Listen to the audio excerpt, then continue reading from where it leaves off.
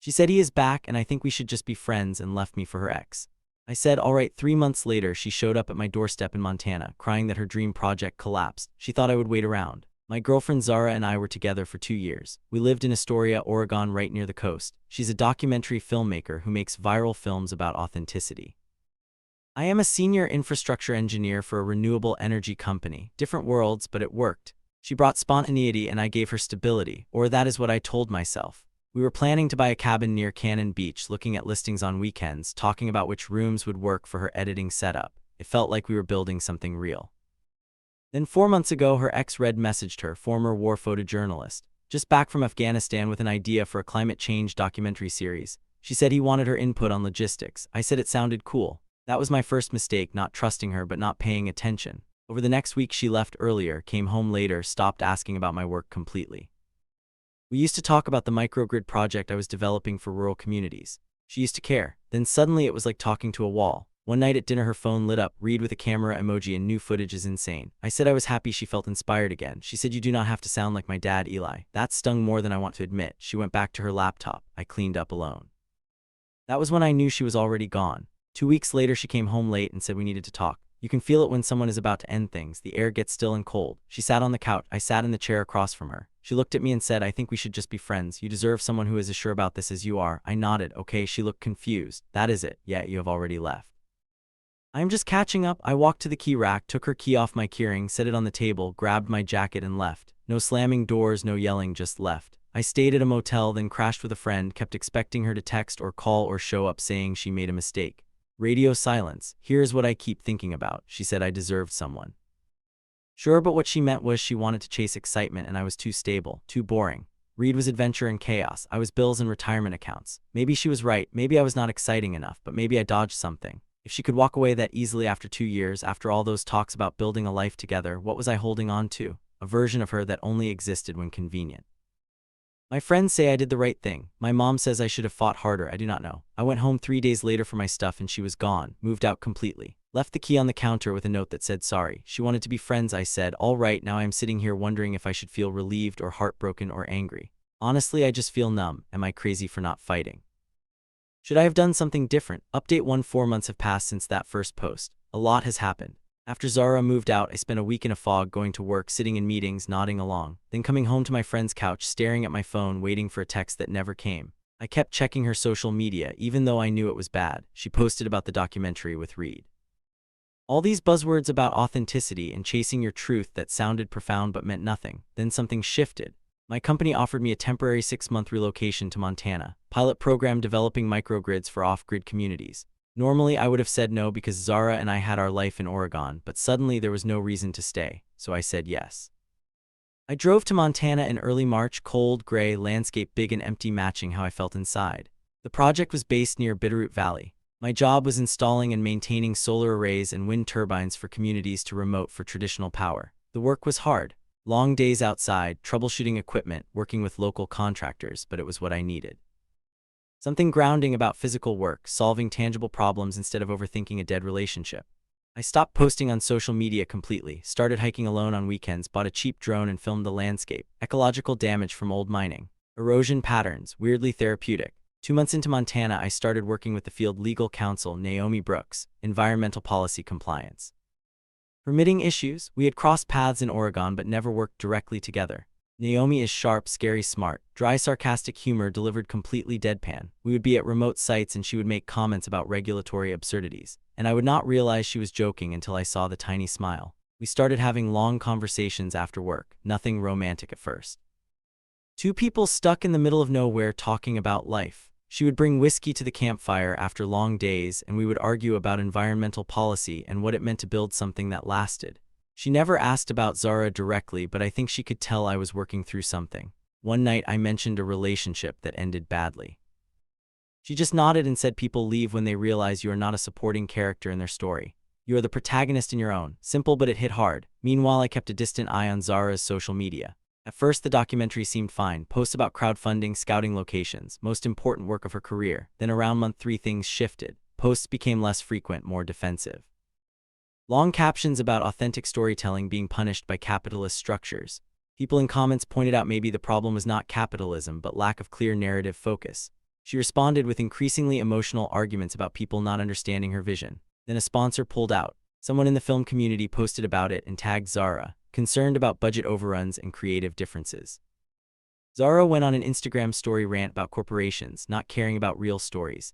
I did not feel satisfaction seeing that, more like resignation. Of course it was falling apart. Reed was impossible to work with, built his career on being a lone wolf, now supposed to collaborate on structured documentary with timelines and budgets, never going to work. Around this time something happened with my Montana project. We got this experimental microgrid online for a community off the main grid for decades. Installation was complicated, but we did it. System came online in late May and worked beautifully. Clean, reliable power for people relying on diesel generators for years. Local news covered it, then regional sustainability organization, then national publication about innovative renewable solutions in rural America. Company got a significant grant to expand and I got named lead engineer on expansion. Naomi told me about the grant. We were going over compliance paperwork when she pulled up the announcement and slid her laptop over. I read it. She said, "You built something that will outlast all of us. That matters." We started dating officially a week later, not dramatic, out doing site inspection caught in rainstorm. Waited it out in the truck watching water pour down the windshield. She said, "I think we should acknowledge this, stop being just professional." I said, "Yeah, you are right." She leaned over and kissed me. That was it. Completely different from Zara. No chaos or drama or constant validation, just two people who understood each other. We did not post about it, did not make announcements. It was ours. I have not heard from Zara since that note on the counter, but I know she knows about Montana because mutual acquaintances work in overlapping fields. I am sure word got around. I do not know how she feels, and honestly I do not care anymore. What I learned is you cannot build a life with someone always chasing the next exciting thing. Eventually they run out of things to chase and are left in the wreckage of everything they abandoned. Zara is not a bad person, she just does not know how to be still, does not know how to appreciate what she has until it is gone. I am staying in Montana through year-end for expansion. Naomi is staying too. We are building something real. Update 2 Montana project going incredibly well. We expanded the microgrid program to 3 communities and results exceeded projections. Company is rolling out similar programs in other states. Naomi and I presented at a Denver conference last month.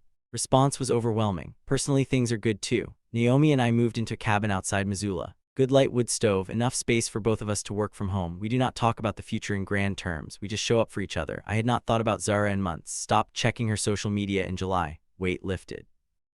Then 2 weeks ago she showed up at my field office. I was at my desk going through reports when someone asked the receptionist if Eli Mercer was available. I recognized the voice. Stomach dropped, walked to the lobby, and there she was. Thinner, dark circles makeup could not cover, but still that magnetic energy. She said hey with a small, sad smile. I just stood there, then said, "What are you doing here?" She said, "Filming a documentary about rural resilience and renewable energy. Heard about the Montana program, wanted to include it. Great story about innovation and sustainability. All the buzzwords. I did not buy it if she was really there professionally. She would have gone through official channels. Contacted PR, showing up unannounced was personal. I told her she needed to submit a formal request through PR. She said okay, but also could we grab coffee and catch up? I said I did not think that was a good idea. She looked hurt, said she just wanted to talk. Against better judgment, I agreed to meet that afternoon. Texted Naomi to let her know. She just sent a thumbs up and said, "Let me know if you need backup." That is who she is. No jealousy, no drama, just trust. We sat at a coffee shop trying too hard to be rustic. Exposed brick.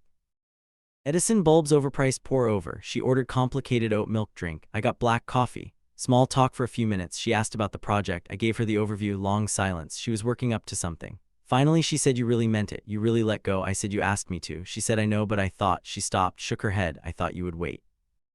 I thought you would fight for me or at least be angry, but you just walked away like it was easy." I told her it was not easy. One of the hardest things I ever did, but I was not going to fight for someone who decided I was not enough, not going to beg someone to stay who wanted to leave. She started crying, quiet tears running down her face. She said Reed left, hooked up with a producer in Denver and bilayed on the project.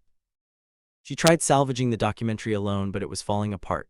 Funding gone. Narrative incoherent. Months of her life and thousands of dollars on something that was never going to work, because Reed cared more about the next thrill than finishing anything. She said, "I thought I needed chaos to feel alive, but it just ate me alive. I chased excitement and lost the one stable thing I had." I did not know what to say. Part of me felt bad. Part angry. She expected sympathy, mostly just distant, like watching this happen to someone else. I said, "I am sorry that happened, but I do not think there is anything I can do. You made your choice, I made mine. We are both living with consequences." She asked if I was seeing anyone. I said yes. She asked if it was serious. I said, "Yeah, it is." She nodded, wiped her eyes. "I deserve that. I deserve that. I know I do. No, you were right." If I was wrong, I told her I did not need her to tell me I was right. I was not keeping score. I just wanted us both to move on and be happy, even if that meant not being in each other's lives. We finished coffee, awkward goodbyes in the parking lot. She said, "Take care." I said, "You too." She got in her car and drove away. I sat in my truck processing, called Naomi and told her everything. She listened without interrupting. When I was done, she said, "How are you feeling?" I said, "Honestly, I feel okay." Seeing Zara did not make me want her back, just confirmed I made the right decision. She's still chasing something she will never find, and I am done being collateral damage. Naomi said good, then told me to come home because she was making dinner. That night, Naomi heard a car pull up outside. She looked out and saw Zara sitting in her car in our driveway. Just sitting there staring at the cabin. Naomi grabbed a jacket and went outside. She told me later. Zara said she was waiting for a ride because her car broke down. Naomi did not believe her but invited her inside for coffee anyway because it was cold. They sat at the kitchen table. Naomi made coffee. They had civil but tense conversation. Naomi said Zara kept looking around, cataloging everything.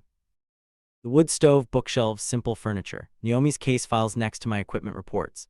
Finally, Zara said, "You two really work, do you not? Like you actually understand each other?" Naomi said, "Yes, we do." Zara said, "Eli used to look at me like I was the most fascinating person in the world, like I was this creative genius. He could never understand. I loved that, loved feeling mysterious and special." Naomi said, "That sounds exhausting." Zara laughed. "Yeah, it was. Turns out mysterious just means inconsistent and special means self-centered." She said, "You are lucky. He is a good person." Naomi said, "I know. That is why I am with him." They finished coffee. Naomi offered to call a tow truck. Zara said she would be fine and left. Naomi told me all this when I got home. I shook my head, said thank you for handling that. She said there was nothing to handle. Zara was just someone who did not know what she had until too late and now had to live with that. Zara left Montana the next day. I blocked her on social media, not from anger but for closure. I do not need to know what she is doing. That part of my life is over. What I learned is some people only love the idea of you. They love how you make them feel or the stability you provide, but they do not see you as a full person with your own needs.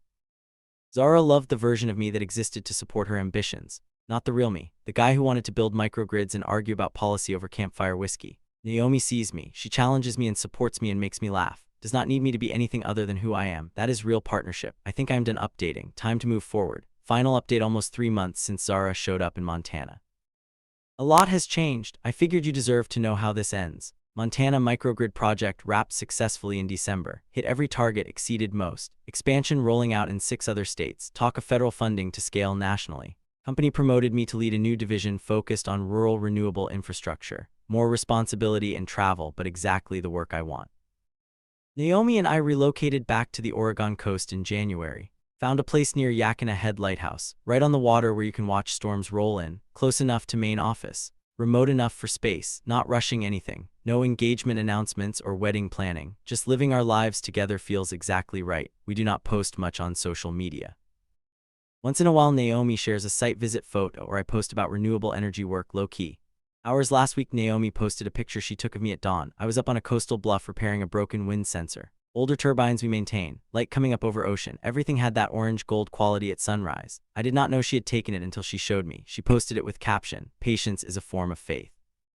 No context, just that line and image. Within an hour, normal engagement, colleagues commenting about the project, friends reacting to scenery, normal stuff. Then I saw Zara had liked the photo, almost missed it. Her profile picture was different, did not recognize the account at first, but definitely her. She liked the post, then unliked it 30 seconds later like she had not meant to interact. I checked her profile out of curiosity. Basically empty, no posts, no followers, no activity. She had wiped it clean. Bio just said filmmaker with no links or contact. Few hours later her entire account disappeared, not deactivated where you can reactivate, fully deleted where the username does not exist. Naomi noticed too, said that is intense. I said yeah, we did not talk much about it. What is there to say? Zara saw the life I was building without her, and it was too much. Seeing proof I was not just okay, but genuinely happy must have been final confirmation she made the wrong choice. Deleting her entire online presence was her way of retreating completely from a world where she had to watch other people succeed while she struggled. I felt sad for her, honestly, not patronizing but genuine. Zara is not a bad person. She just got caught up in what her life should look like and sabotaged what it actually was. Chased excitement and chaos thinking that was what creativity required. Burned bridges, thinking that was artistic integrity, now left with nothing except a failed project, and a social media account she felt compelled to delete. Because watching others' happiness was too painful. I do not hate her, not even angry anymore, just feel free. A few days after the account deletion, I was out on the coastal trail with Naomi, walking at dusk. Watching fog roll in over ocean, wind turbines on the ridge behind us humming steadily. That low rhythmic sound I associate with productive work. Sound that means things functioning the way they should, energy being converted and distributed to people who need it. I stopped walking, stood there looking at the water. Naomi stopped too, asked what I was thinking. I said thinking about how you cannot save people from the storms they chase. Some people always choose chaos over stability because chaos feels like freedom. But eventually chaos destroys everything including the person who craved it. Naomi put her hand in mine, said no, you cannot save them, but you can build something that outlasts the storms, build something solid enough that it is still standing when chaos finally burns itself out. That hit me hard, clarifying way. That is exactly what I had been doing this past year without really articulating it. Building systems that outlast any individual drama. Building relationships that do not require constant validation or excitement to survive. Building a life based on showing up consistently instead of chasing the next thrill. Zara is probably somewhere trying to figure out her next move. Maybe she will finish that documentary. Maybe find a project that works. Maybe meet someone else and try to build a life that does not implode. I genuinely hope she finds whatever she is looking for. Hope she learns to be still long enough to appreciate what she is instead of always searching for something better. But that is not my concern anymore. My concern is standing next to me holding my hand. My concern is the turbines generating clean energy. My concern is showing up tomorrow and doing good work and coming home to someone who sees me for exactly who I am. I learned a lot from this. Learned that walking away with dignity is not giving up. Learned some people only love the idea of you, and that is not enough to build on. Learned real partnership does not require drama or chaos or constant intensity. Just requires two people willing to show up even when it is boring, when it is hard. When there is no audience, also learned you cannot force someone to value you. Zara did not value what we had until it was gone, by then too late. Not my fault, not my responsibility to fix. She made choices, I made mine, both living with outcomes.